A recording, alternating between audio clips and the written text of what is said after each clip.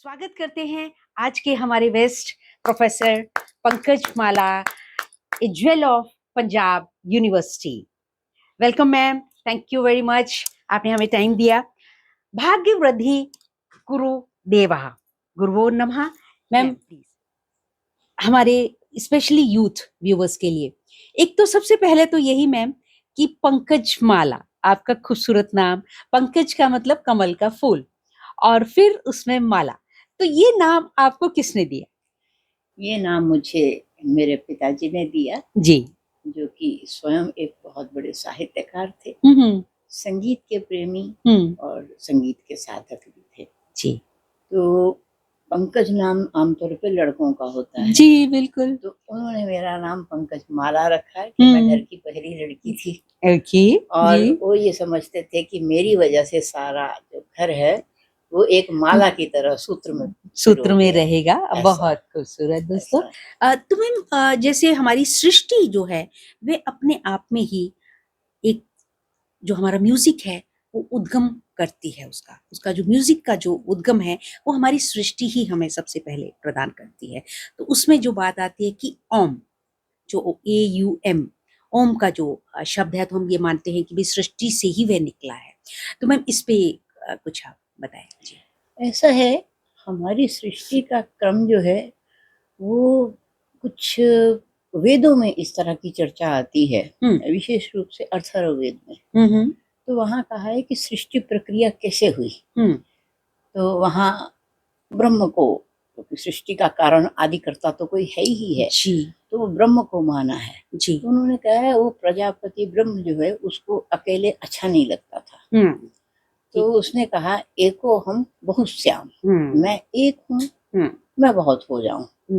तो फिर उन्होंने सृष्टि को रचा, लेकिन सृष्टि को कैसे रचा? उन्होंने तप के बल पे रचा जी। बिल्कुल। तो जब उन्होंने तपस्या की तो सर्वप्रथम जो ध्वनि आई, हाँ, वो ओंकार ही आई। ओंकार ही आई। तब उन्होंने ओंकार को तपाया, फिर से तपस्या की, तो उसी ओंकार से 3 लोकों की कल्पना हुई। इसीलिए ओंकार की ध्वनि जो है तीनों लोकों में व्याप्त है। अ का मतलब पृथ्वी, उ का मतलब आकाश, का मतलब आकाश, और उ का मतलब आदित्य, और म जो है वो द्युलोक है, जो कि अंतिम लक्ष्य है जीवन का प्राप्त करना, इंसान के जीवन का। इस तरह से। तो फिर उन्होंने फिर तपाया, फिर तपस्या की जी। तो उस तपस्या से फिर 3 वेद उत्पन्न हुए। तो इसीलिए वेदों का उच्चारण करने के लिए पहले ओम कहना पड़ता है। पहले ओंकार है, हाँ, फिर ओंकार से ही पहले ओम को नमन, और उसके बाद तीनों वेद उत्पन्न हुए।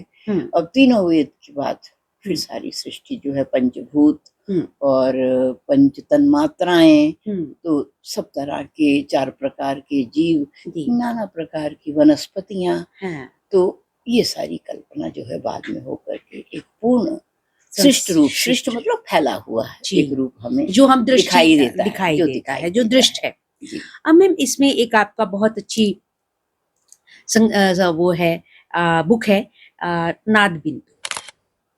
तो उसमें आपने चर्चा करी है कि भाई जो ओम है वो एक तरह का हंस पक्षी है, स्वान है। इसके बारे में थोड़ा सा बताएं जी। हाँ, तो उस ओम की कल्पना जो है वो हंस के रूप में की हुई है, पक्षी के रूप में नाद बिंदु उपनिषद में की गई है जी।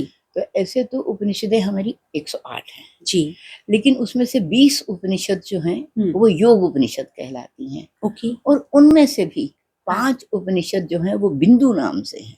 अच्छा, हाँ, जो कौन से मैम? जो ये नाद बिंदु है, ध्यान बिंदु है, अमृत बिंदु है, तेज बिंदु है। हाँ, तो ये जो बिंदु उपनिषद हैं, अच्छा, तो उनमें से नाद बिंदु उपनिषद, वैसे तो ये सब ओंकार की चर्चा करती हैं और योग और म्यूजिक कैसे एक दूसरे के पूरक हैं जी, और दोनों के आधार पर ही हाँ, मोक्ष की यानी अंतिम लक्ष्य की प्राप्ति की जा सकती है। ये उपनिषदों का उद्देश्य है बताने। तो नाद बिंदु में नाद की व्याख्या करते हुए कि नाद का क्या रूप हमारे सामने आता है जी, तो नाद की अगर हम उपासना करें हाँ, तो वो ओंकार रूप नाद जो है उसकी उपासना उसमें करें। तो उसकी विशद व्याख्या जो है वो नाद बिंदु में की है। हाँ, तो वहां उन्होंने कल्पना की है कि ये जो ओंकार है हमारी आत्मा को परमात्मा तक कैसे लेके जाता है, मानो जैसे एक हंस ऊपर को उड़ता है। जी तो ये हंस के समान है। हाँ। और हंस जो है वो सबसे ज्यादा विवेकपूर्ण पक्षी माना जाता है। बिल्कुल बिल्कुल। तो जी ओंकार का उच्चारण संगीत के साथ उसके जो शब्द वर्ण का उच्चारण है वो विवेकपूर्ण होना चाहिए, ऐसा है। तो अब उन्होंने कहा है कि इसके जैसे 4 मात्राएं जो हैं, कहीं 3.5 मात्रा कही जाती हैं, कहीं ओंकार की 2 मात्राएं कही जाती हैं। अच्छा। इन्होंने 3 मात्रा और आधी मात्रा 3.5 मात्रा का उल्लेख किया है इसमें ओंकार की। तो उन्होंने कहा कि जैसे अ जो है मानो उस हंस का दायां पंख है जी। और ई जो है मानो उसका बायां पंख है। अच्छा। ऊ जो है उसका मानो शरीर है, उस हंस का चोंच और उसका आगे का हिस्सा। और म जो है जो कि हलंत है, वो छोटा हिस्सा है ना, तो वो मानो उस हंस की पूंछ है। क्या बात है। अच्छा। तो ये हंस ऐसे ऊपर को उठता है, तो इसी प्रकार से तो 2 लोक हैं उसके, सत्य और असत्य उसके 2 पैर हैं। तो इस तरह से वो हंस जो है वो ऊपर को उड़ान करता है। और फिर उसकी उन्होंने एक एक मात्रा की जी, ये 4 मात्रा का बन जाता है जब हम इसका उच्चारण करते हैं। एक जैसे मैम अग्नि इसको रूप भी माना गया है। अग्नि, वायु और सूर्य। अग्नि जो है वो अ है जी। ई जो है वो आकाश है, आकाश हो गया। ऊ जो है वो सूर्य रूप है। अच्छा। और म जो है वो द्युलोक है। ओके। इस तरह से ये सब फिलोसॉफिकल उसका एक्सप्लेनेशन है, एक एक्सप्रेशन है कि ओम किस तरह से जो है एक माध्यम बन सकता है आपका, कि आप स्पिरिचुअलिटी में इतना एलिवेशन प्राप्त करें और विवेकपूर्ण ढंग से। अब आपने ये चीजें पढ़ी भी होंगी, जैसे कबीर ने भी लिखा हंस अकेला उड़ गई हैं। हाँ। तो कौन सा हंस है वो? हाँ जी जी। ये सवाल उठते हैं, ये हंस कौन सा है? कौन सा है? तो यही ओंकार रूपी हंस है जो आत्मा के साथ अगर उड़ेगा तो परमात्मा को पहुंचेगा वहां तक। और अगर उस आत्मा के साथ ओंकार नहीं है तो जैसे किसी के पास रथ नहीं है तो वो सार्थक नहीं, बिना सारथी के है, बिना सारथी के हो जाएगा। बहुत। तो ये एक हमारा दर्शन है, भारतीय दर्शन है। हाँ।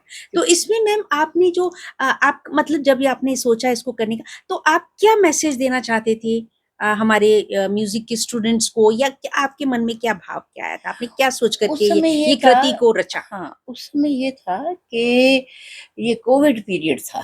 ओके। और मैं उस समय सेवानिवृत्त 2020 में उसी में ही हुई हूँ। अच्छा जी, 2020 में आप 2020 में ही जी। तो उस समय जो ऑनलाइन लेक्चर्स होने का, ऑनलाइन म्यूजिक के प्रोग्राम होने का जो एक सिलसिला चला एक सिलसिला हमें भी नहीं आता था, क्योंकि मैंने तो कभी व्हाट्सएप भी नहीं किया था। हाँ। उसी समय हमने ऑनलाइन और ये सब शुरुआत की जी। तो मैंने महसूस किया कि हमारे जो लोग हैं वो सब, हमारे क्या सारा विश्व का ही यही हाल था कि बहुत डिप्रेशन में आ गए, एंजाइटी में आ गए। और लोगों को ये भी था कि आज जीवन है, कल पता नहीं है कि कल क्या होगा। तो एक इतना डर, एक भयावह जब हो गया था तो उस समय संगीत के लेक्चर तो हम देते ही थे, लेकिन नाद की साधना करें, नाद के साथ जुड़े। तो मैं क्योंकि वेद की भी विद्यार्थी हूँ तो उस समय मैंने इनके बहुत सारे लेक्चर दिए। अच्छा। योग और आध्यात्म, संगीत और योग, इस तरह से मैंने बहुत सारे लेक्चर्स दिए। आपका ऑनलाइन ही? हाँ। तो फिर मैंने सोचा कि लोग, जैसे गीता प्रेस गोरखपुर से छपा हुआ ये जी। और भी कई लोगों ने इसका प्रकाशन किया है। हाँ। लेकिन सरल रूप से, हाँ, व्याख्या सहित, एक जन साधारण के लिए, एक जन सर्वमान साधारण के लिए जी जी, कि अंग्रेजी और हिंदी में जिसका अनुवाद भी हो, भावार्थ भी हो, हाँ, भूमिका भी हो जी। तो ऐसा सोच करके मैंने इस पुस्तक की रचना की है। तो ये उपनिषद है। हाँ, ये तो प्राचीन ऋषियों की कृति है जी, लेकिन उसकी प्रस्तुति का ढंग एक अलग है जी। तो यही मैं जानना चाह रही थी। तो मैम इसमें जैसे वेदों में वेद, जो साम वेद हैं वो कहे जाते हैं कि जिसमें कि 1800 से 75 के करीब जो वर्सेस बताए गए हैं, तो वो जो है म्यूजिक या चैंटिंग या मंत्रों के जो है मूलभूत आधार है सामवेद। तो उसको कई बार समावेद भी बोलते हैं। तो उसके बारे में थोड़ा सा बताएं कि कैसे म्यूजिक से वो उसका उद्गम और उद्भव और उसका आगे व्यवहार कैसे? हाँ, वो मैं बता रही थी ना कि जब 3 वेदों की कल्पना की, ओंकार के बाद 3 वेदों का जो रचना हुई, जी जी। तो 3 वेदों की रचना यूँ तो कहते हैं कि वेद अपौरुषेय हैं, लेकिन सृष्टि में आकर के हाँ उनको हमने कैसे प्राप्त किया, जी इसका एक क्रम है। हाँ, परमात्मा खुद देने नहीं आए थे। बिल्कुल सही, बहुत सुंदर, बहुत तो सुंदर। अपौरुषीय तो ज्ञान है, हाँ, ज्ञान है उसको जी। हम कहते हैं मूल वेद। हाँ, एक होता है तूल वेद, कि ओके, उसको तूल, उसको रूप किसने रूप दिया, दिया गया, जी जी। तो रूप वो उसको किसने दिया, वाणी ने दिया। बिल्कुल। वाणी कहाँ से आई, वाणी ऋषियों के पास थी। तो जिन ऋषियों ने चिंतन किया, वो कोई अब ये कहते हैं ऋषि क्या थे, वो परलोक की चीज थी, ऐसा नहीं है। हमारे ऋषि उस समय के आम समाज के लोग ही थे, जो धरती पे थे, हाँ, धरती पर तो क्योंकि थे, उस समय जी शहर और गांव की कोई कल्पना नहीं जी थी, जी, तो बिल्कुल। जो लोग भी पृथ्वी पर, जो भी लोग सृष्टि में रहते थे बिल्कुल, भारतवर्ष में, भारतवर्ष में हमारे तो फोर फादर्स हम कह सकते हैं हाँ, उनको। हमारे हमारे पूर्वज, विजनरी थे, पूर्वज हाँ, थे, तो योगी थे, जी ध्यानमंद ऋषि जी, महर्षि, ये तो हमने पद्धति उनको दे दी, ऋषि महर्षि। ऋषि लेकिन वो, इसीलिए कहा, री हाँ कहते हैं जाने को, री जी, टू गो, हाँ, कि जिसका चिंतन दूर तक गया हुआ दूर है तक, वो ऋषि है। बहुत, जी जी, तो वैसे तो सब मनुष्य हैं, हाँ, लेकिन ऋषि सारे नहीं हैं, जो विजनरी जिसकी जो दिव्य, विजन हाँ है जिसका। हाँ, थर्ड आई तो ओपन तभी है, उन्होंने वहाँ एक मंत्र भी आता है, जी, यास्क ने भी उसकी व्याख्या की है, हम्म, कि साक्षात कृत धर्माणा ऋषियो वो। ओके, ये हमारे जो ऋषि थे उन्होंने क्या किया था, हाँ, उन्होंने उन सिद्धांतों का, जिसको हम धर्म कहते हैं, तो धर्म का मतलब सिद्धांत है, धर्म का सिद्धांत है, मतलब हिंदू बिल्कुल, मुस्लिम सिख ईसाई नहीं है। जी जी, बिल्कुल धर्म बिल्कुल, का मतलब है कि जो मूलभूत शाश्वत, सिद्धांत, लाइफ मूलभूत, स्टाइल जी, जो है हमारा, जो हाँ, जीवन जीने जीवन के मूल शैली, सिद्धांत हैं, जीवन शैली के सिद्धांत, जी, तो उसको जिन्होंने साक्षात्कार उन्होंने किया था, तो वो बने थे ऋषि। जी तो जी, उन्होंने जो दर्शन किया, उन्होंने उसको फिर अभिव्यक्त किया। जी, बिल्कुल, हर आदमी चाहता है जो मुझे पास है मैं किसी और को बताऊं, तू बताऊं, तो जो अभिव्यक्ति जो उनकी हुई वो 3 रूपों में हुई। जी, एक तो गद्यात्मक, हाँ, एक पद्यात्मक, अच्छा, जी, और तीसरी गानात्मक। गाना, जी, जो पद्यात्मक अभिव्यक्ति है उसको कहते हैं ऋक। अच्छा, रिक, तो अच्छा, उस तरह की सारे जो मंत्र थे, हाँ, सबकी कॉमन नाम है मंत्र, हम्म, लेकिन उसकी टेक्निकली जो उसका स्वरूप है, हाँ, कि पद्यात्मक अगर मंत्र है तो उसको ऋक कहेंगे, ओके, जी, स्तुति योग्य जो मंत्र है। फिर जो प्रोज फार्मूला है, जिसमें के पद व्यवस्था, पाद व्यवस्था हाँ, या छंद नहीं है, हाँ, तो वो गद्यात्मक बन गया, प्रोज जिसको हम कहते हैं। जी, तो उसका नाम हुआ यजुष। यजुष, अच्छा, ओके, हाँ, और अच्छा, तीसरा जिसको गान कहते हैं, तीसरा तरीका है कि हम अपनी बात को गा करके कहें, गा तरन्नुम करके में एक, कहें, एक सुर, किसी हाँ, हाँ, सुर ताल में हाँ, कहें, लय जी में कहें, जी, तो उसको कहते हैं साम। अच्छा, तो इस तरह से ये ऋक, ओके, यजुष और साम, ये साम, मंत्रों के 3 प्रकार का नाम है। तो उससे वो वेद हो गया, उससे तो वेद वो इसलिए हो गया क्योंकि वो हाँ, ज्ञान के वाचक हैं, ज्ञान की है, एक इसलिए संकलन है, वेद हैं। एक संकलन है, मनन से आए हैं इसलिए वो मंत्र हैं। मंत्र है, तो जब उनको संकलित कर लिया, इसलिए सामवेद जो है वो बेसिकली गायन से रिलेटेड, गायन के डायरेक्ट, मंत्रों का संग्रह जो डायरेक्ट है वो रिलेशन साम हो है। गया, हाँ, वो साम है। जी, तो लेकिन ये भी पहले ओरल रजिस्टर थे, ओरल मतलब मौखिक, हाँ हाँ, जी अपने जी, अपने वंशों में, क्योंकि कागज था नहीं, लिखा थी नहीं, कागस्तानी पत्थरों पे लिखा हुआ है या वो ऐसा, बाद में, हाँ, वो अब बाद में, वो पहले तो ओरल ओ, मौखिक ही थे। जी, लेकिन फिर धीरे धीरे वो क्या हो गया कि सब ऋषियों ने अपने अपने वंशों में, जैसे कश्यप है, भरद्वाज है, जी, विश्वामित्र हैं, हाँ, इन सब ऋषियों ने अपने अपने कुलबों में अपने अपने जो उनके वंश थे उसमें उनको प्रिजर्व करने की कोशिश की। हाँ, जो तो ये, हमारे 7 ऋषि जिनको हम कहते हैं सप्त जी ऋषि, जी, तो सप्त ऋषियों ने सबने अपने अपने उसमें जो है अपने उसको अपने वंश में उनको उसको अपने अपने मंत्र प्रसारित जो उन्होंने करने की, त्रिष्ट किए थे, हाँ, जैसे जो मेरे पिताजी ने देखा, मैंने संकलित कर लिया, हाँ, वही परंपरा में चल रहा। जी, और क्योंकि ये सुन करके चलता था, हाँ, इसलिए इनका नाम श्रुति हुआ। श्रुति हुआ, क्या, श्रुत परंपरा है ना ये, हाँ जी, बिल्कुल इसलिए इनका बिल्कुल, नाम श्रुति हुआ। हाँ, बिल्कुल, बहुत तो खूब, फिर अब इनका ऐसा होता है कि जो चीज हमारे पास होती है हम उसका उपयोग भी देखते हैं। तो इन मंत्रों का उपयोग मात्र उच्चारण नहीं हो, हाँ, तो उस समय प्राकृतिक उपादान जितने हैं जी वो भी एक अवेयरनेस आई कि ये जो जितने भी प्राकृतिक हमारे तत्व हैं, हाँ जैसे पृथ्वी, जल, वायु, तेज, अग्नि, आकाश, जी ये हमारे जीवन के लिए उपयोगी भी हैं और ये हमें कुछ ना कुछ हमें देते हैं। तो इन देने के कारण, दान कर्म के कारण, जी जी और जी, उनका रूप दिव्य है, अलौकिक है वो, हाँ। जैसा सूर्य है वैसा चांद नहीं है, बिल्कुल बिल्कुल। सबका अपना रूप अपना है, अपना रूप है। इसलिए दिव्य गुण के कारण और हम्म। उनकी एक अपनी सुंदरता, एस्थेटिक्स है। एस्थेटिक्स बिल्कुल तो बिल्कुल जी। इन सब दृष्टियों से उनका नाम क्या हो गया, दिव्य गुण के कारण, दान के कारण और अपनी ज्ञान, अलौकिक अलौकिक रचना के कारण जी। इनको देव शब्द कहा।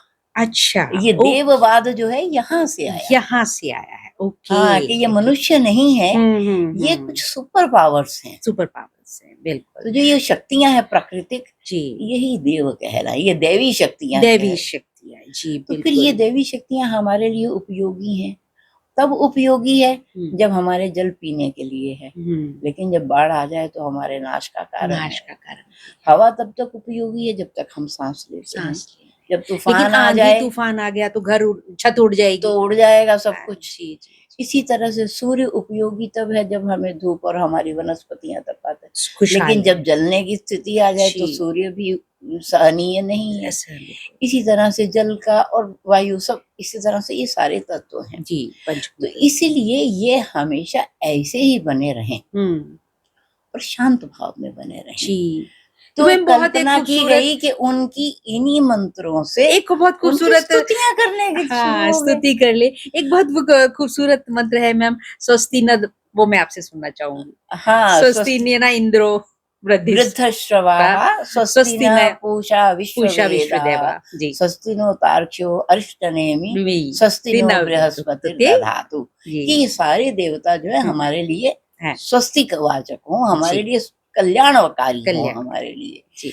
तो फिर इस तरह से इन मंत्रों के साथ अब ऐसे होता है, जो कभी हमें सब कुछ देता है, कभी मन में प्रत्युपकार की भावना भी जागती है। तो क्या हुआ, हम जल से अर्चन करने लगे। जी, अच्छा, जी जी, बहुत खूबसूरत। फिर जब हाँ, द्रव्य बनने लगा, हाँ, हम द्रव्य से अर्चन करने लगे। जी जी। तो अब सूर्य की उपासना के लिए हम सूर्य को ही जल दे रहे हैं, जल दे रहे है ना। हैं, हाथ तो जोड़ रहे धरती की हैं, उपासना के लिए हम धरती को ही अन्न दे रहे अन्न। हैं। तो अब ये भी देखा कि अगर शुक्राना, शुक्रिया अदा शुक्राना अगर ऐसे अदा कर रहे हैं, जी जी, तो वो उनके पास पहुंच नहीं रहा। जल फिर यहाँ थोड़ी दूर गया, फिर नीचे गिर गया। जी जी। अब कुछ द्रव्य दिया तो ऐसे उनको दिया, नीचे गिर गया। और थोड़ी देर के बाद ये भी देखा कि कोई कीट पतंग पशु पक्षी भी खा गया उसको। मतलब वो माध्यम जो है हमारा उपयुक्त नहीं है, नहीं था। तो तब कल्पना की गई कि यज्ञ होना चाहिए, जी, क्योंकि ये कॉस्मिक यज्ञ जो है, सृष्टि का यज्ञ चल रहा है। हाँ, नित्य इनमें एक में दूसरे की आहुति हो रही है। हाँ, इस तरह हमने भी जो आहुति देनी है तो वो अग्नि में देना चाहिए। अग्नि। देवताओं का मुख जो है वो अग्नि है, अग्नि, तभी यज्ञ परंपरा चल पड़ी। तो वो वहां तक वो पहुंचे, सही। उसका माध्यम जो है मंत्रों के उपचार से, तो फिर और मंत्र जो है उस यज्ञ को संपादित करने के लिए मंत्रों का उच्चारण। बहुत खूब। अब मंत्रों की स्तुति मंत्र जो है, ऋग्वेद के मंत्र स्तुति के लिए थे।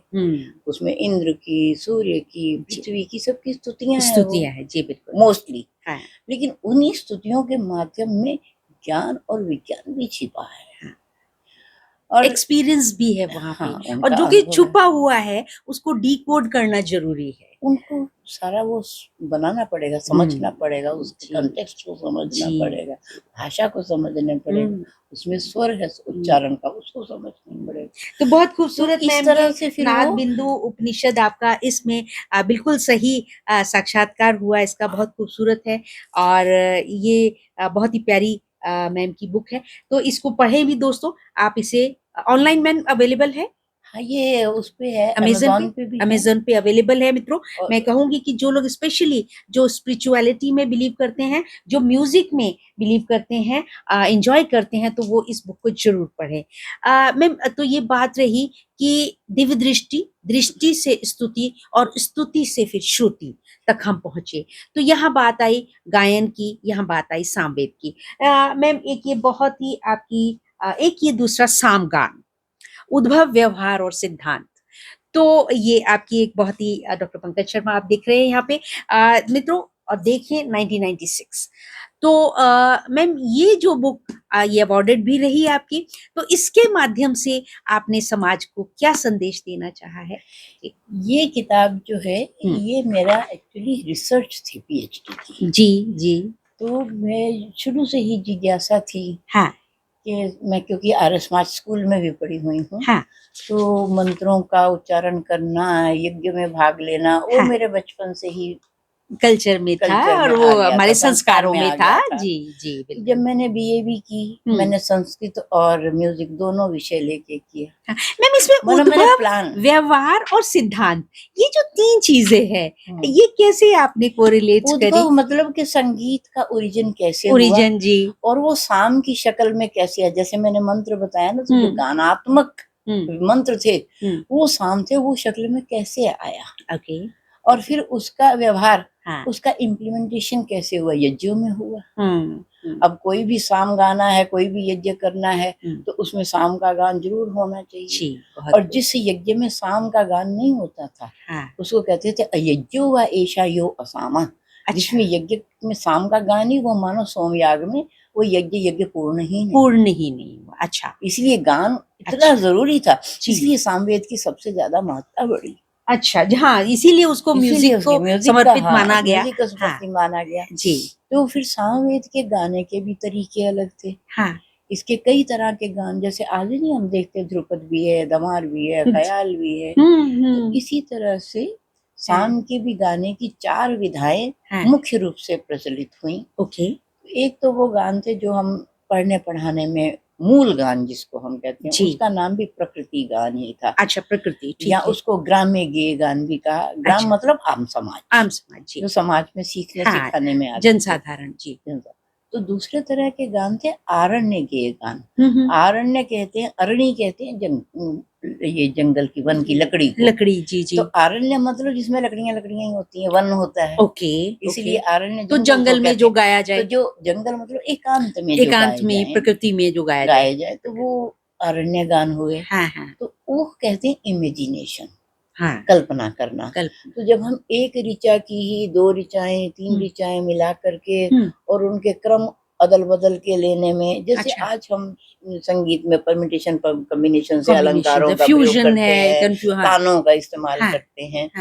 तो वो जो सारी इंट्रिकेसीज जो साम की थी, वो ऊह गान में हुआ करती थी। और यही प्रयोग यज्ञों में होता कि जो भी कामना हो, जैसी भी इच्छा हो, वैसा साम का गान उसी तरह से उसकी इमेजिनेशन में करके गाए।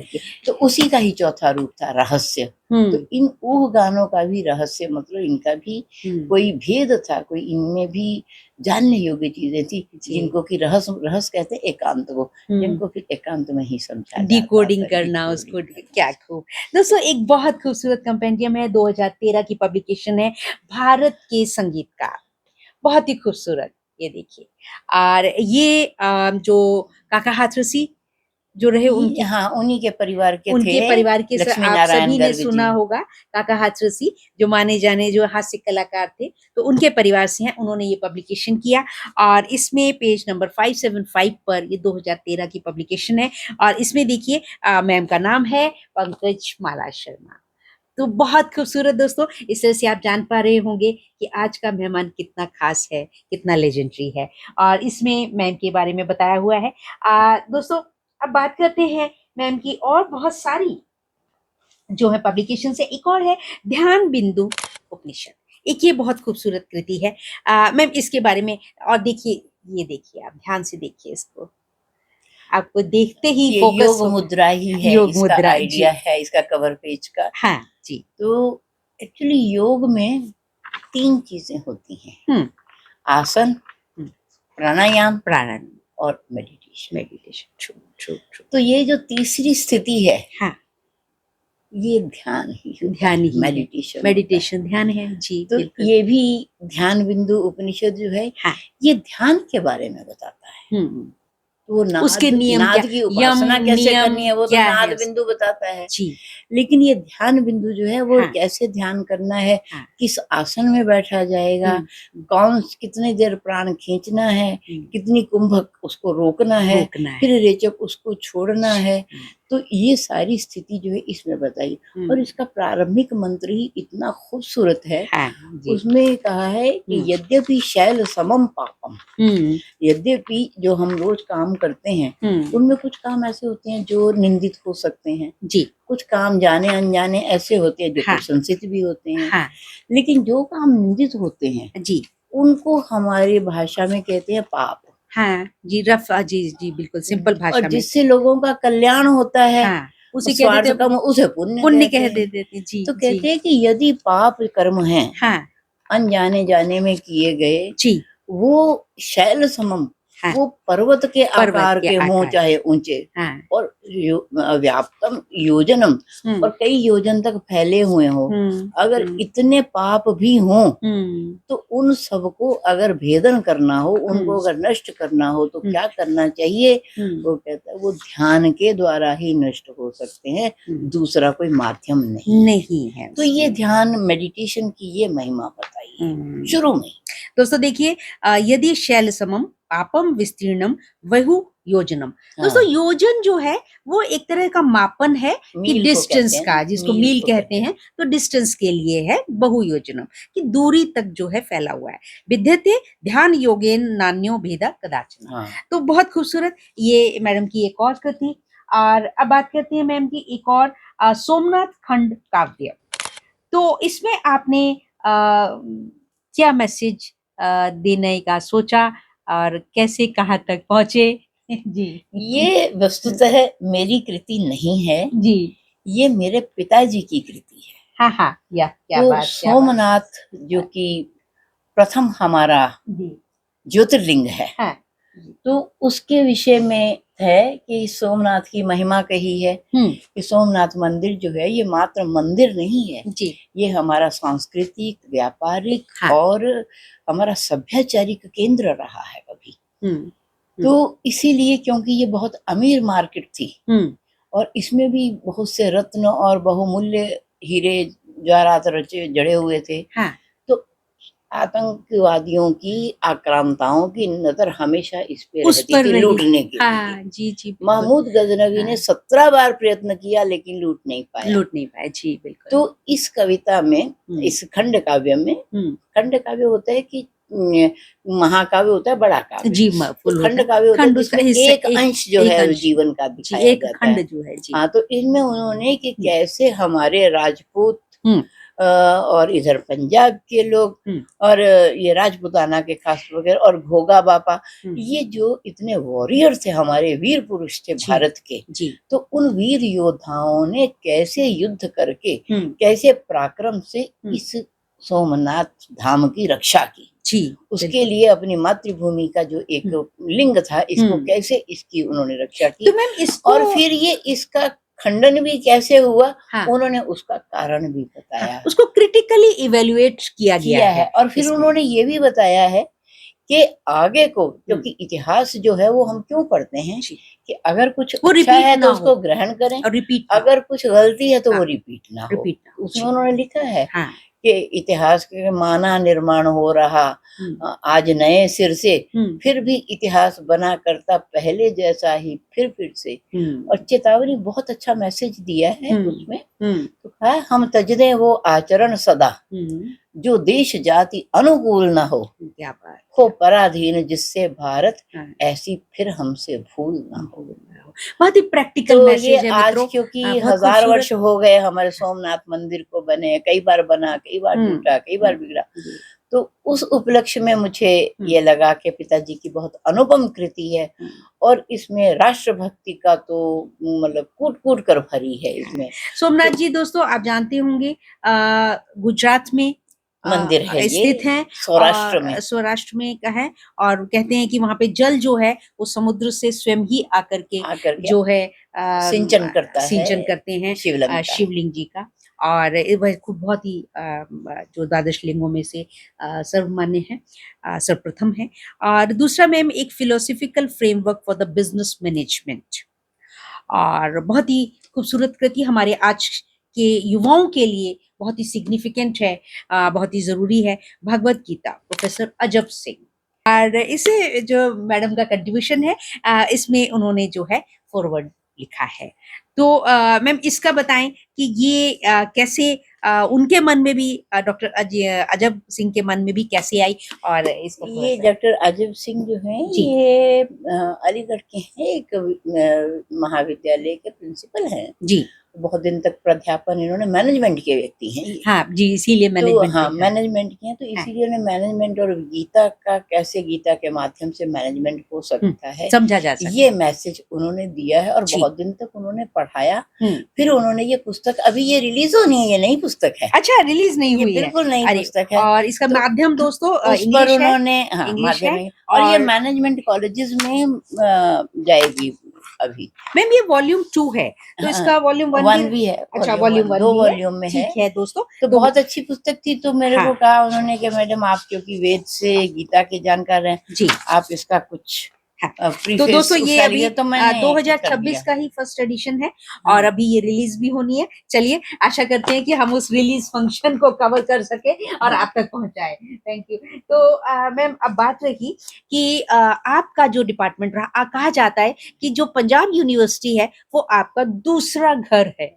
तो अब इस पे थोड़ी चर्चा करते हैं कि किस किस डिपार्टमेंट से और कैसे कैसे आपका वास्ता रहा, राब्ता रहा पंजाब यूनिवर्सिटी से। आपने ग्रेजुएशन किया अमृतसर यूनिवर्सिटी से, और उसके बाद फिर आपने एमए यहाँ से किया, और ये बताएं जी। पंजाब यूनिवर्सिटी से मेरा उस समय का वास्ता है जी, जब मैं टीनेजर होने लगी थी। अरे वाह, क्या बात है, क्या मैं बात है यूनिवर्सिटी दोस्तों, की, सपने जो है टीनेज में ही देखे जाते हैं। मैं बहुत जी छोटी थी। जी तो उस समय परीक्षाएं आज भी होती हैं, हाँ रत्न भूषण प्रभाकर हाँ, रत्न या प्रभा प्राग्ञ विशारद शास्त्री हाँ जी, या फिर ज्ञानी विद्वानी बुद्धिमानी, तो क्या ये बात यूनिवर्सिटी ही कराती कराती थी। हैं जी, आज भी यूनिवर्सिटी ही हाँ, कराती है। बिल्कुल बिल्कुल, तो सर्वप्रथम जो है मैंने दर्जा 8 पास किया। हाँ तो ये जो 2 महीने की गर्मियों की छुट्टियां होती हैं, आमतौर पे जून में एग्जाम हुआ करते हैं। हाँ हाँ तो अप्रैल में मैं पिताजी ही मेरे पढ़ाते थे। हाँ, तो मैंने 8वें में रत्न की परीक्षा पास कर ली। क्या बात है। तो वो सन था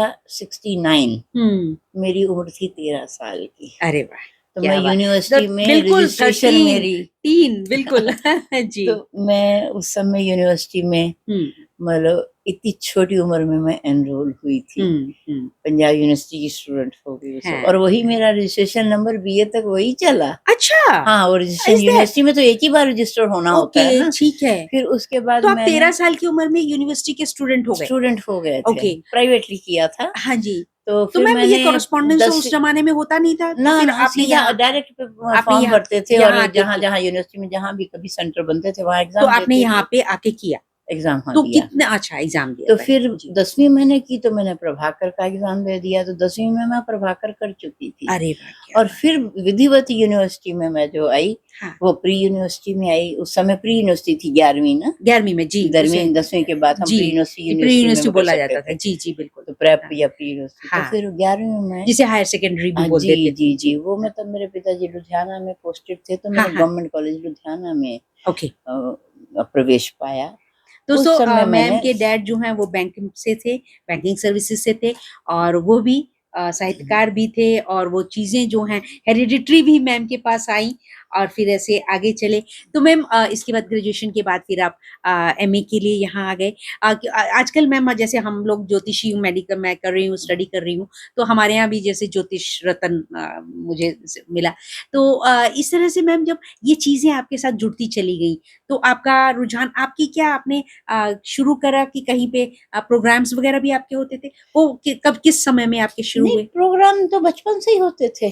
अच्छा, हाँ हाँ, मेरे पास मतलब मैं बहुत छोटी थी तो हमारे पिताजी क्योंकि बैंक में थे, और उस समय सोशल लाइफ बहुत थी। हाँ हाँ, तो बैंक के भी जितने आपस में वो फंक्शंस क्लाइंट थे, हुए, वो सब चाचा ताया ही होते थे। जी बिल्कुल तो बिल्कुल हमारी बिल्कुल, सभाएं होती थी, हाँ कभी हाँ किसी के घर में, कभी किसी के घर में। हाँ, तो मैं बहुत छोटी थी तो मैं गाती थी पहले। अच्छा तो वो छोटे परफॉर्मेंसेस आप बचपन से हाँ ही? बचपन से Okay, ही तो परफॉर्मेंसेस ऑफिशियल तौर थी। पे मैम जैसे लार्ज स्केल पे पब्लिक को वो किस एज में आपकी परफॉर्मेंस आई, फर्स्ट वो परफॉर्मेंस? कॉलेज में यूथ फेस्टिवल्स में, यूथ फेस्टिवल में। तो दोस्तों वही एक youth festival is the best thing होती क्योंकि है जी, यूनिवर्सिटी से बढ़िया कोई जगह नहीं है प्लेटफॉर्म नहीं डेवलपमेंट होता, के लिए हाँ, ना, प्लेटफॉर्म कोई प्लेटफॉर्म जी नहीं है। जी वो बिल्कुल, हमने तो संगीत भी जो है हाँ। यूनिवर्सिटी से ही और वहां स्टार्ट पे ये करके होता है ना सीखा मैम, है। कोई लिमिटेशन नहीं होती, बेधड़क होके बिना शर्म के, और सब अपने जैसे लोग होते हैं, तो एक माहौल ही बहुत ही और मैं तो खूबसूरत होता है। लड़कियों के कॉलेज में ही पढ़ी तो अच्छा। और फ्रीडम थी। हम्म, अब लड़कियां अपने को डेवलप, और गवर्नमेंट कॉलेजेस में तो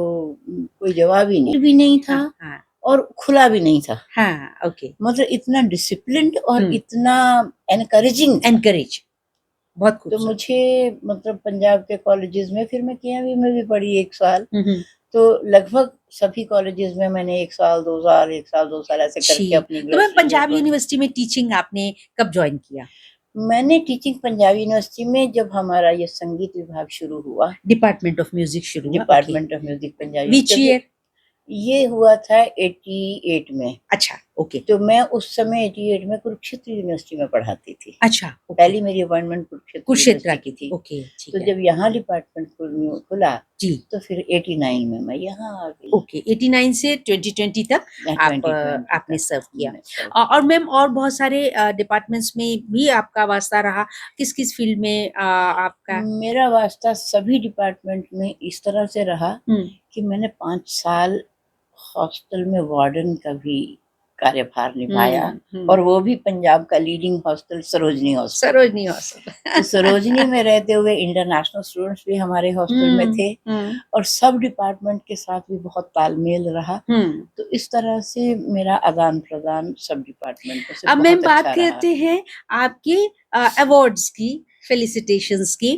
तो मैम नेशनल और इंटरनेशनल अवार्ड्स की बात करते हैं, और एक बहुत ही प्यारा सा आपका अवार्ड है म्यूजिक सेवा, तो उसके बारे में बताएं थोड़ा। हाँ, मेरे को अवार्ड्स तो पब्लिक देती है जी तो जो भी प्रोग्राम अगर अच्छा हो जाए तो पब्लिक का आशीर्वाद मिल जाए, जी, वो सबसे ज्यादा अवार्ड है, सेटिस्फाइंग होता है, बिल्कुल। खुशी होती हाँ, है उसमें जी। लेकिन विधिवत अवार्ड मुझे कई संस्थाओं से हाँ, मिले, एनजीओज और है। सबसे ज्यादा जो मतलब मैं आज जिसका नाम ले सकती हूँ, हाँ, वो मुझे कनाडा गवर्नमेंट से मिला था क्या बात, 2007 में। जी, तो जब मैं गई तो मैं अमेरिका थी, हाँ, तो वहाँ ऑस्टिन यूनिवर्सिटी, ओके, ये आपकी यूनिवर्सिटी कहलाती है टेक्सास, टेक्सास जी, ऑस्टिन जी, में हाँ, इसका जो ब्रांच है उसमें जी, मैं गई थी। ओके, तो वहाँ मेरा सामवेद पे लेक्चर था, अच्छा, and the significance of music in Vedic chanting. Okay, तो ओके, उस पे मेरा लेक्चर था, और बहुत अंग्रेजों खूब, के बीच में तो बहुत सराहा गया। हाँ, तो वापसी में मैं फिर कनाडा से आई। ओके, मैं तो एकम ग्रुप, हाँ, मीडिया ग्रुप के लोग मुझे जानते थे, हाँ, मेरे स्टूडेंट रहे, हम्म, तो उन्होंने इनवाइट किया था। फिर उस समय मैंने परफॉर्मेंस सितार में भी दिया लाइव। अब यहाँ तो लाइव अब शुरू हुआ है ना, जी जी जी, 2006-07 में तो वहाँ ऑनलाइन और इस तरह से चलता लाइव था, परफॉर्मेंस होती थी जी, तो वहाँ मैंने सितार में भी दिया, हाँ, और अलग अलग जगहों पे परफॉर्मेंसेस दी, हाँ, लेक्चर्स दिए। ओके, तो उस समय कनाडा गवर्नमेंट से मुझे उन जो ओंटारियो के काउंसलर थे, तो उनके हाथों से मुझे अवार्ड मिला था, क्या बात, दैट इज नोटेबल, वो मुझे याद है। फिर एक अवार्ड मुझे भारतीय विद्वत परिषद, अच्छा, बनारस से मुझे मिला, हाँ, वो हाँ, 2008 में। हाँ, वो उस समय हमारे मानव संसाधन मंत्री हुआ करते थे केंद्र के, हाँ, माननीय मुरली मनोहर जोशी अच्छा जी। जी, मुरली मनोहर तो जोशी जी, उनके हाथ से मुझे अवार्ड हाँ, मिला। जी, तो वो मेरी इस पुस्तक के लिए था, सामगान वाला। अच्छा, हाँ हाँ, ओके, वो जी, श्रुति पुरस्कार, उसमें मुझे सर्टिफिकेट, कैश प्राइज क्या और बात, क्या बात, सब क्या बात, बनारस में मिला था। क्या बात है, तो और एक जो सेवा सम्मान है वो हाँ, मुझे आचार्य बृहस्पति सेवा सम्मान हाँ, प्राचीन कला केंद्र की तरफ से मिला अच्छा, था। वो प्राचीन कला केंद्र। प्राचीन कला और ये जो केंद्र। कैलगरी वाला मैम, ये कौन सा था? कैलगरी वाला ये म्यूजिक सेवा में ही हाँ, अवार्ड मुझे, म्यूजिक सेवा जी, ये जो इनका है, अकाल, हाँ अकाल जो जी, हाँ, वो जो एनजीओ जो है, एनजीओ हाँ, जो है, हाँ, वो कैलगरी वालों सर्व ने, अकाल, सर्व अकाल जो है ना, हाँ उन्होंने, जी, तो भाई हरजीत जी हैं हाँ, भाई जिसके हरजीत जी, संस्थापक, जी, तो भाई हरजीत जी से मुझे वो क्या अवार्ड बात, मिला था। क्या बात। तो ये तो 3-4 साल तो पहले मैम की बात है। आपने और भी गुरबाणी में भी और एक गुरबाणी award में भी मुझे- रही है मैम आपकी? हाँ जी। आपकी गुरबाणी में भी कुछ वो रही हैं? गुरबानी में, क्योंकि मैं पंजाब की बेटी हूँ, गुरबानी और ये सब तो हमारे रगों मैंने में आपकी है। लाइब्रेरी हम में देखा, और आपके पास आदि ग्रंथ है, आपके पास दशम ग्रंथ है और बहुत सारे आपके पास भगवत गीता तो है ही है। तो दोस्तों आज से पता चलता है कि देखिए मैम स्पिरिचुअलिटी लेवल पे कितना एलिवेटेड है और कितना मोहब्बत है मैम को हर तरह के लिटरेचर से। तो मैम आदि ग्रंथ पे तो मैंने काम करवाया एक विद्यार्थी को। अच्छा, आदि ग्रंथ के रागों पे, 31 रागों पे। हाँ हालांकि वो पेशे से वकील है, हाँ, लेकिन उस बच्चे ने हमारे यहाँ एमए की वकालत के बाद पंजाब यूनिवर्सिटी में। क्या बात, क्या मलकीत बात। सिंह जंडियाला नाम है उनका। हाँ हाँ, अच्छा। तो उन्होंने मेरे पास एमए किया पहले, फिर ठीक। एमफिल मेरे अंडर की, हम्म फिर पीएचडी भी मेरे अंडर ही किया आदि ग्रंथ पे। आदि इसी क्या बात। तरह से एक बच्चा निहंग है हमारे पास, और छंदबद्ध, हरप्रीत सिंह। छंदबद्ध तो बहुत ज्यादा मैम, कौन सा छंद ऐसा है जो आदि ग्रंथ में नहीं है? नहीं है। छंदों में छंद तो एक मेरी किसी ने लिखी है विचार मंजरी, तो मैंने उनकी समीक्षा भी की थी, तो छंदबद्ध उनकी बुक किताब है। तो आदि ग्रंथ में तो सारे छंद राग है, है, कोई छंद छंद हैं और ऐसा राग बचा हैं। नहीं है कि जो छंद ना हो आदि ग्रंथ में। जी इसी तरह से दशम ग्रंथ पे पहला कार्य जो है पीएचडी का, वो मैंने उसमें प्रयत्न किया है, क्योंकि वो अच्छा, वो निहंग जो बच्चा है, निहंग बच्चा हरप्रीत सिंह है। हाँ। आजकल रियाद 12 में वो अच्छा असिस्टेंट प्रोफेसर है। अच्छा, उसने मेरे पास एमए भी किया है, तो एमफिल उसमें भी उन्होंने किया, क्या किया पीएचडी मैम दशम ग्रंथ से दशम उन्होंने? ग्रंथ में संगीतिक और साहित्यिक विवेचन किया है। अच्छा, तो संगीत और साहित्य दृष्टि से बहुत खूब, संगीत बहुत और रिच साहित्य। हमारा वो ग्रंथ है। जी, गुरु दशम गोविंद सिंह ग्रंथ जी द्वारा गुरु रचित गोविंद है, सिंह जी का। जी और इतनी बड़ी रचना है। और उसका जिसको संस्कृत का ज्ञान नहीं, हम्म भोजपुरी का ज्ञान नहीं, और थोड़ा सा पारसी का ज्ञान नहीं, पारसी, बिल्कुल तो वो उस ग्रंथ को तो छू ही नहीं सकता। छू ही नहीं सकते। दोस्तों गुरु गोविंद सिंह जी एक ऐसी पर्सनालिटी थे कि चाहे बात हो हमारी मैथिली की, चाहे बात हो गुरमुखी की, चाहे बात हो पारसी की, कौन सी ऐसी कौन सी भाषा भाषा? जो संस्कृत। वो संस्कृत। और उन्होंने 40 कवि अपने यहाँ रखे हुए थे। पौंटा साहब में जो गुरुद्वारा है वहां पर 40 कवि उन्होंने इसी काम के लिए रखे हुए थे और इतने अध्ययनरत रहे। एक छोटी सी उम्र में उनका जो लिटरेचर साहित्य का जो उनका जो दर्शन है वो मतलब अकल्पनीय है। तो मैं, क्योंकि मेरे पिताजी, हम लोग करतारपुर से बिलोंग करते हैं, ओके, मेरे फादर करतारपुर से थे, तो इसलिए गुरुओं का बहुत आशीर्वाद है जी हमें। बहुत कृपा रही। जी जी बिल्कुल बिल्कुल। तो मैम अभी कितने स्टूडेंट्स आपके साथ जुड़े रहे होंगे? मेरे साथ स्टूडेंट तो बहुत जुड़ा है, कोई जी। गिनती नहीं। हाँ। क्योंकि मैं, अब समझिए कि पंजाब यूनिवर्सिटी में ही 89 से तो मैंने मतलब 32 तो बैचेस ही पढ़ाए हैं। क्या बात, क्या बात। और उसके अलावा लगभग 50 बच्चे पीएचडी मेरे अंडर किए हैं। हाँ और 100 के करीब एमफिल के स्टूडेंट्स मेरे अंडर रिसर्च किए हैं। हाँ, और बाकी रिफ्रेशर कोर्सेज में लेक्चर, कॉन्फ्रेंसेस में लगभग 150 कॉन्फ्रेंसेस मैंने अटेंड किए हैं। और अभी भी इसीलिए दूसरा घर कहा जाता है। आप अभी भी पंजाब यूनिवर्सिटी से एफिलिएटेड हैं मैम? जी, मैं पंजाब यूनिवर्सिटी से अभी भी एसोसिएटेड हूँ। हाँ। मैं तो कल्चरल कोऑर्डिनेटर भी रही हूँ, और रिटायर होने के बाद भी मैंने 2-3 साल तक ये अपना जो 26 जनवरी, 15 अगस्त, ये सारी स्टेजेस जो है मैं ही कंडक्ट करती रही हूँ। और अब थोड़ा सा जो गैप आया था कि बाहर जरा ज्यादा जाना हो गया, अदरवाइज यूनिवर्सिटी से तो अटैच, अपनी क्या और यूनिवर्सिटी से भी। आज कौन सी यूनिवर्सिटी है जिसकी मैं बोर्ड ऑफ स्टडीज में नहीं, या आरडीसी में नहीं, या उनके पीएचडी के कैंडिडेट का इवॉल्व या रेफ्रेशर कोर्सेज करती हूँ, लेक्चर्स कॉन्फ्रेंसेस। मैम कहा जाता है कि जब बच्चे बड़े हो जाते हैं, बच्चों का कद माँ बाप के कंधे तक आ जाए तो माँ बाप का कद और बड़ा हो जाता है। और ऐसे ही जब एक गुरु के लिए, एक टीचर के लिए, उसका जो शिष्य है वो उससे आगे निकल जाए तो जो हमारी नेम फेम है एक गुरु का, वो और भी ज्यादा ऊंचाई प्राप्त कर लेता है। तो अब बात करते हैं मित्रों हमारा पागला, उस पे आप थोड़ा सा गा दें उनका गाना, आप खुद ही गा दें, गुनगुना दें। उनका गाना तो वही गाते हैं। उनका गाना तो मैं नहीं गाऊंगी, वो अच्छा, खुद ही गाते हैं। तो चलिए लेकिन बहुत ही हाँ, सरताज, सतिंदर हाँ, सरताज जी, मेरा सुरों बहुत के प्रिय ताज। स्टूडेंट रहा। जी। मेरे पास उसने पीएचडी किया, मेरे साथ ही, मैं चेयरी थी तब, वो उसने ज्वाइन किया था डिपार्टमेंट। जी, सूरत है। हाँ, तो दोस्तों उनके बारे में कुछ जानते हैं। सर के स्टूडेंट रहे, मैम के स्टूडेंट रहे हैं, सुरों के सरताज सतिंदर सरताज। जी मैम, कुछ शेयर करें। हाँ, वो मेरे विद्यार्थी रहे हैं और एमए किया उन्होंने? एमए किया डिपार्टमेंट में जी। और एमफिल किया। और मैं क्योंकि चेयरपर्सन भी थी तो मेरे से काफी अटैच थे, प्रभावित थे जी। और फिर पीएचडी तो उन्होंने मेरे ही अंडर किया। ओके जी। तो छोटी छोटी महफिलों में उनको लेके जाते थे। मुझे लगता था कि ये बच्चा कुछ आगे कर सकता है। कहते हैं पालने में पूत के पैर दिख जाते हैं। तो आप एज ए कनॉइशर ऑफ म्यूजिक आप देख पाई कि यस, इन कदमों में दम है। क्योंकि मेरा हमेशा यही रहा है कि जो भी बच्चे को एक बार हम प्लेटफॉर्म चांस तो दें, तो जिसके भी भाग होंगे वो बच्चा आगे अपने आप निकलेगा। क्या खूब थॉट है, क्या इतना तो सुंदर इसलिए विचार है। आज मतलब सरताज तो चलो पंजाबी उसमें नाम कर गए, लेकिन एक बच्चा मेरा कश्मीर में भी नाम कर रहा है। क्या बात है। एक विदेश में भी नाम कर रहे हैं। हाँ। तो जहाँ जहाँ भी हमारे बच्चे हैं, हाँ, तो एक अलग अलग तरह के फूल खिले हैं, अलग अलग तरह की खुशबू है। तो कौन ऊपर कौन नीचे ये हम नहीं कह सकते, क्योंकि कोई किसी समाज में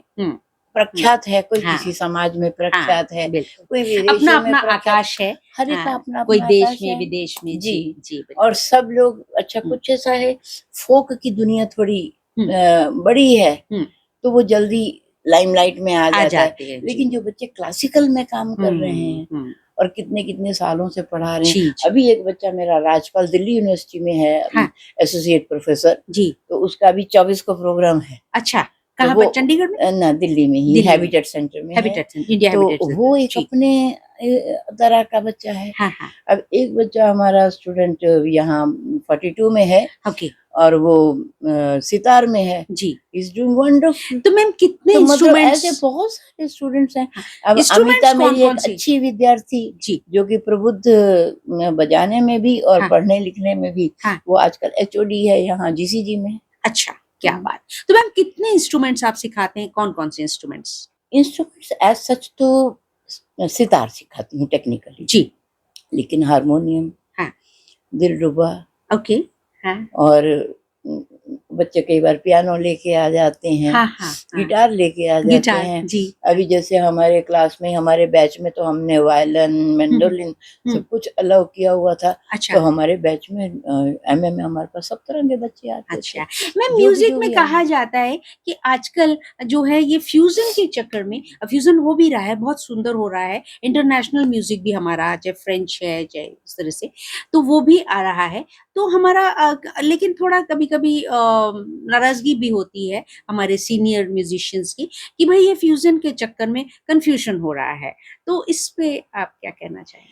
नहीं, इस पे मेरा देखो, नयापन तो आता ही है, उसको हम रोक नहीं सकते, लेकिन अपनी आइडेंटिटी ना खो जाए, ना खो, इसके लिए अपना वजूद न खो जाए, इसके लिए मैं जरूर प्रतिबद्ध हूँ।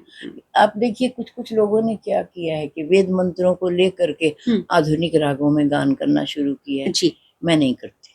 ओके, ठीक, क्योंकि अगर हम वेद मंत्रों को आधुनिक रागों में उनकी सैंक्टिटी खत्म हो जाएगी, तो उनकी सैंक्टिटी जो आज 40,000 साल से चली आ रही हमारी धरोहर है, उस तो रूप ही विकृत हो जाएगा, स्वरूप तो बदल। अगर हमें गाना गाना है, फ्यूजन करना है, तो श्लोक का कर लें, ठीक, दूसरे और मंत्रों का कर लें, वेद मंत्रों को ही क्यों करना है। ठीक, इसी तरह से अगर हमने क्लासिकल गाना है तो हम क्लासिकल वो क्लासिकल रखें, फोक अलग से कर लें, ठीक है, गजल अलग से कर लें, गीत अलग से कर लें, हाँ, लेकिन गीत में गजल, गजल में फोक, हाँ, ये करने की आवश्यकता नहीं है।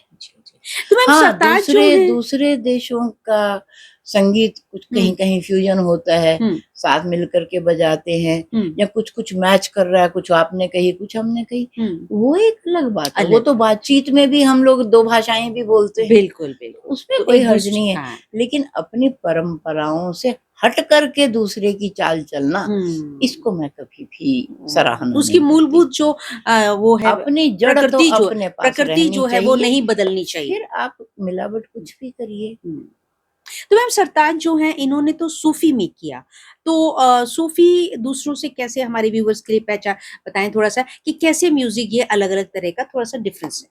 सूफी म्यूजिक कोई अलग म्यूजिक नहीं है। हम्म। सूफी म्यूजिक भी म्यूजिक ही है, हाँ। संगीत शास्त्रीय संगीत ही है, जी। और कहीं कहीं लोक शैली भी है उसमें। हाँ, लोक शैली हाँ, बिल्कुल। लेकिन ये सूफी जो ये साहित्य की वजह से सूफी है, हाँ, साहित्यिक।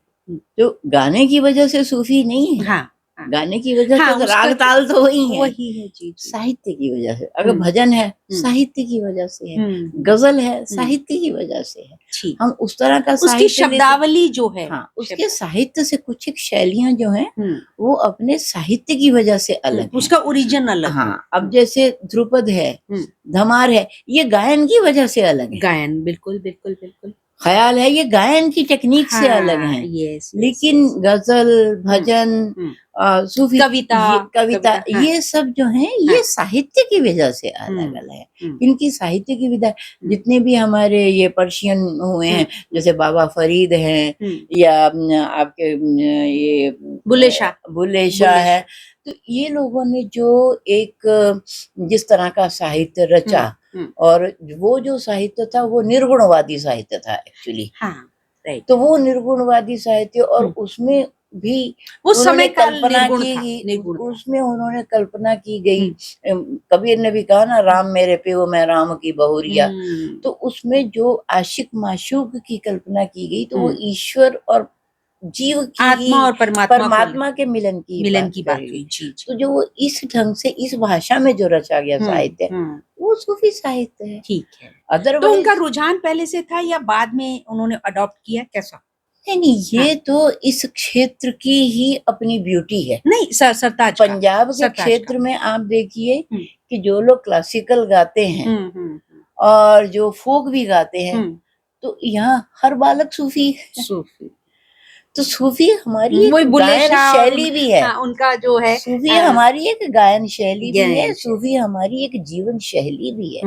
परोपकार करना, दान करना, दया करना, ये सूफियों का यही, दरवेश का यही काम था। बिल्कुल। तो इसलिए ये पंजाब का करेक्टर भी है।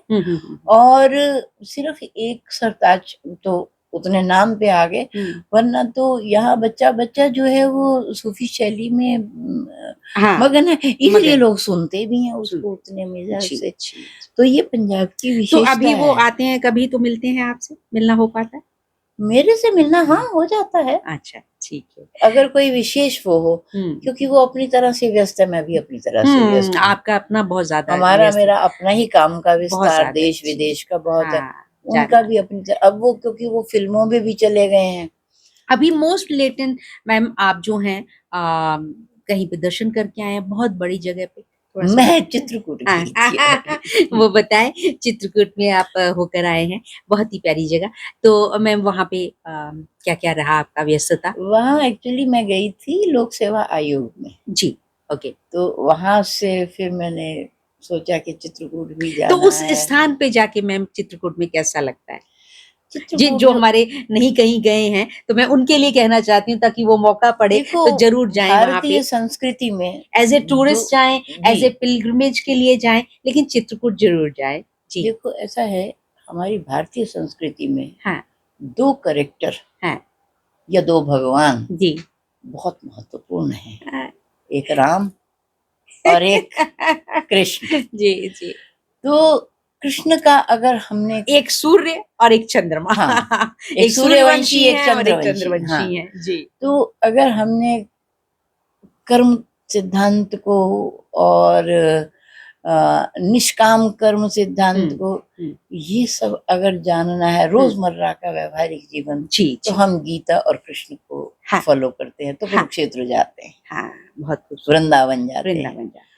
लेकिन अगर हमने तपमय जीवन, त्यागमय जीवन, कर्ममय जीवन और मर्यादित पारिवारिक जीवन, राजधर्म, गृह धर्म और प्रजा धर्म, जो ये व्यवहारिक एक सत्यवाद की जो परिभाषा, सतयुग की जो परिभाषा है, जो त्रेता में भगवान राम ने स्थापित की है मर्यादाएं, तो वो अगर उसका दर्शन करना है तो वो चित्रकूट में ही क्या खूब मैम, क्या मंदाकिनी का घाट, क्या क्या वहाँ तुलसीदास जी चंदन घिस रहे अरे हैं वाह, और क्या बात, सामने राम तिलक कर रहे हैं, लेकिन तुलसीदास जी को पता नहीं। पता ही नहीं है। तब वो तोते के रूप में हनुमान जी आते हैं।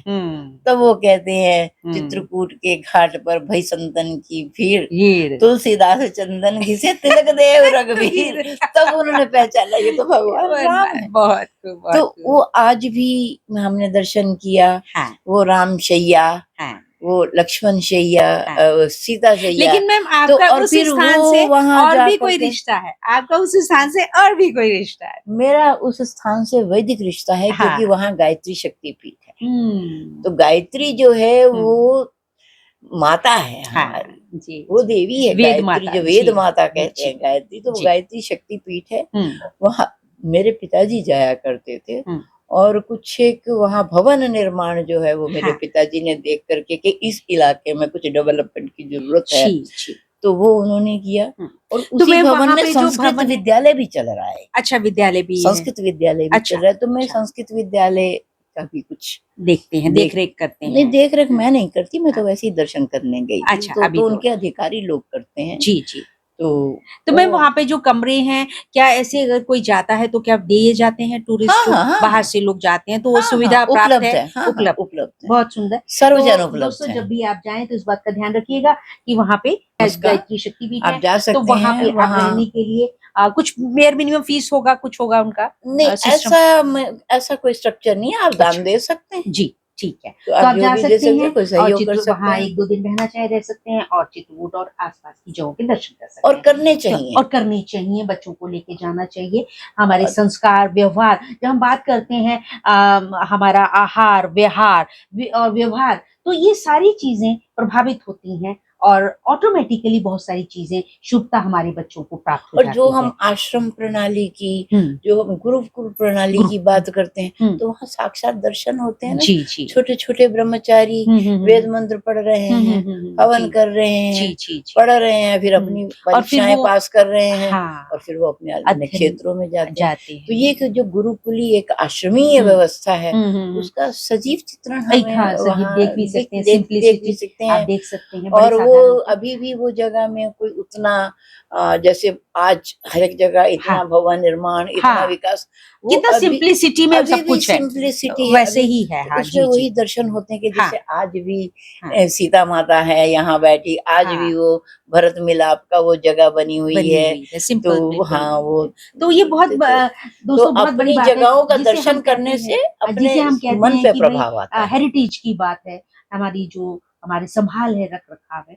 तो मैम आजकल हमारा मेरा यूथ का जो कंसर्न रहता है, छोटी-छोटी बातों में बड़े चाहे वो उनका इमोशनल डिस्टर्बेंस हो, चाहे फाइनेंशियल डिस्टर्बेंस हो, चाहे पर्सनल रिलेशनशिप का डिस्टर्बेंस हो, बहुत जल्दी वो डिप्रेस हो जाते हैं, परेशान हो जाते हैं या नेगेटिव एनर्जी को गेन कर लेते हैं या लाइफ को वो जोखिम में डालने की करते हैं। तो मैं चाहूँगी कि आप प्लीज़ हमारे व्यूअर्स के लिए, हमारे यूथ के लिए संदेश दें कि जब अगर कोई जीवन में कष्ट आए, समस्या आए, तो वो म्यूज़िक का माध्यम कैसे म्यूज़िक को एक टूल बना सकते हैं अपनी उस समस्या से उभरने के लिए और ताकि वो फिर से वापस अपना जो बम बैक कर सके अपनी लाइफ में आ सके। जी, म्यूजिक के साथ जुड़ने का मतलब ही है कि एक यज्ञमय जीवन जीना, हुँ, क्योंकि म्यूजिक एक एंटरटेनमेंट की चीज नहीं है। हुँ, साधना म्यूजिक है, के साथ हम साधना जुड़ते है, हैं तो वो साधना में जुड़ते हैं, साधना है। एक डिसिप्लिन में जुड़ते हुँ, हैं। अगर हम सवेरे रियाज की आदत डालेंगे या हुँ, किसी भी वक्त रियाज की आदत हुँ, डालेंगे, हुँ, तो वैसा आहार भी रखना पड़ेगा, हुँ, वैसा विचार भी रखना हुँ, पड़ेगा। हुँ। तभी जा करके मुझे जरूरी नहीं है कि सारे लोग तानसेन में ही पैदा होते, हाँ, ना होने हैं, हाँ, लेकिन उस लाइफस्टाइल में आने से हाँ, एक तो मन प्रसन्न रहता है, जी। दूसरा ये एक अनुशासन में आ जाते हुँ, हैं। अच्छा, फिर ये क्योंकि नित्य प्रति का अभ्यास है, हुँ, तो बोरिंग नहीं होता, हुँ, रोज कुछ नया, रोज कुछ नया। हुँ। और मैम फिर श्रुति उसमें श्रुति जो है कैसे मन के भावों को डाइवर्ट करती है, वो थोड़ा-सा बताएँ ताकि हमारे जो यूथ है वो अगर सुनते ही हैं म्यूज़िक, है ना?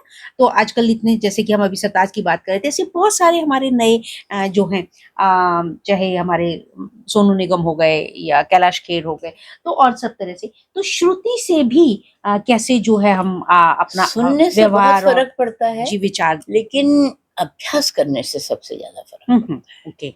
सुनने में तो सिर्फ कान उसमें व्यस्त होते हैं, जी। लेकिन जब अभ्यास करते हैं तो हाँ। हमारा सारा शरीर, शरीरी वीणा जिसको कहा है, वो सारा इन्वॉल्व हो जाता है, तो हम उसमें मन से, तन से और आध्यात्म से, आत्मा से जुड़ जाते हैं। तो और फिर दूसरी चीज जो संगीत में रोल प्ले करता है वो होता है साहित्य। हम किस तरह के साहित्य का चयन करते हैं। जी। तो जिस तरह के साहित्य का चयन करते हैं उस तरह का बार बार अभ्यास करने पे मन का बहुत असर पड़ता है और मन उठता है। और कुछ ऐसे ग्रंथ हैं जैसे भगवान कृष्ण ने कहा है गीता में, तो वहां उन्होंने कहा है कि आत्मने आत्मनि उद्धरेत ना आत्मानम अवसादयेत। मतलब हे अर्जुन, किसी भी स्थिति में हो तो क्या करना है, आत्मनि आत्मानम उद्धारेत, अपना स्वयं उद्धार ऊपर को लेके जाना है स्वयं। ना आत्मानम अवसादयेत, अपना अवसादन नहीं करना, हमें नीचे की तरफ नहीं जाना, हमें ऊर्ध्व गति को ही जाना है। तो इस तरह का जो लिटरेचर है, इस तरह का जो गान है, इस तरह की जो सोच है, इस तरह के हमारे तीर्थों पे जाकर के जो एक वाइब्रेशंस मिलती है हमें, तो वो सब एक पॉजिटिव एनर्जी की वो सूचक होती है। खूबसूरत। तो इसलिए हमारे यूथ को अपने शास्त्रों से, अपने संगीत से, भारतीय विद्याओं से जुड़ना चाहिए। ये दकियानुसीपना नहीं है, ये आज के साइंस के युग में ये अल्ट्रा मॉड साइंस है। अगर उस पे दिन में आधा घंटा, ज्यादा नहीं तो आधा घंटा जुड़ेंगे अगर, तो बैलेंस्ड रहेंगे ऑटोमेटिकली। जितना भी जुड़े, जितना भी समय है उसको, जो भी जेनरे आपको पसंद है, गजल है तो गजल गाइए, भजन है तो भजन गाइए, लोक अच्छा लगता है तो लोक गाइए, लेकिन किसी एक विधा से या फाइन आर्ट्स के किसी एक इल्म से जुड़ना बहुत जरूरी। चाहे वो फाइन आर्ट्स है, पेंटिंग, चाहे वो चित्रकारी है, चाहे वो एक मूर्ति बनाना है, कुछ भी एक कला में जब हम जुड़ते हैं तो क्रिएटिविटी, एक तो मन की क्रिएटिविटी आती है और एक उसको करके उत्साह आता है। जब किसी चीज का निर्माण अपने हाथ से करते हैं तो एक निर्माण की भावना आती है और विध्वंस की भावना नष्ट होती है। तो दोस्तों, बहुत खूबसूरत मैसेज कि हमारे यूथ को जो है वो उत्साह से जीवन जीना चाहिए और जीवन के प्रति एक उत्साह रखना चाहिए, और उसके साथ साथ क्रिएटिविटी, किसी भी तरह की क्रिएटिविटी, किसी भी तरह की कोई एक्टिविटी, किसी भी तरह का आपका कोई पैशन है, आप उसे कल्टीवेट करें, उसे जारी रखें, उसमें समय दें, और ताकि आप ये नेगेटिव जो किसी भी तरह का स्ट्रेस हो, फाइनेंशियल, पर्सनल, तो आप ओवरकम कर पाएंगे। सबके साथ में समय समय पे समस्याएं रही हैं। आपको क्या लगता है कि मैडम ने, आप खुद जिस स्टेज पे हैं तो कितना उन्होंने स्ट्रगल किया होगा? आप एक पल सोच के देखें कि बचपन से 13 इयर्स की एज से जैसा आपकी वो यूनिवर्सिटी से अटैच हुए, तो आप सोचिए उनकी कितनी साधना है, कितना उनका जो है उन्होंने इनपुट दिया है हर तरह से। तो इस तरह से दोस्तों बहुत बहुत शुक्रिया मैम, बहुत खूबसूरत पॉडकास्ट दोस्तों, चर्चा बातचीत हुई, और आप लोग इसे ज्यादा से ज्यादा शेयर कीजिएगा, एंजॉय कीजिएगा। तो मैडम का यूट्यूब चैनल भी है, तो वो भी आपको लिंक दे देंगे, तो आप उस चैनल से भी जुड़िए। Thank you, love you all.